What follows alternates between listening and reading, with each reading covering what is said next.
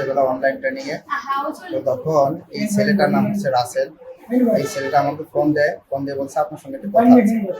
ওখানে ফোনটা রিসিভ করে বলছি যে এখন আমি কথা বলতে পারবো না, আমি একটু ব্যস্ত আছি। এরপরে সে আর ওই দিন ফোন দেয় না, পরে দু একবার ফোন দিয়েছে, কিন্তু আমি ব্যস্ততার কারণে তার সঙ্গে ফোনে কথা বলতে পারি। 8 তারিখে সে মাদ্রাসায় আসছে, মাদ্রাসায় এসে আমাকে খুঁজতেছে।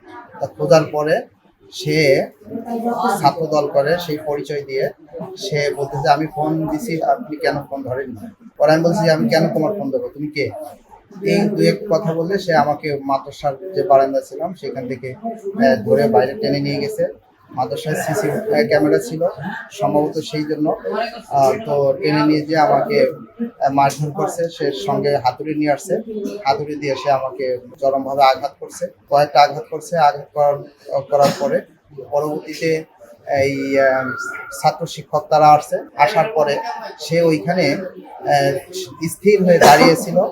সে এতটা প্রভাবশালী যে, এবং তাকে সবাই এতটা ভয় পায় যে তাকে কেউ কিছু করতে পারে না। শিক্ষকরা, ছাত্ররা সবাই তাকে ভয় পায়।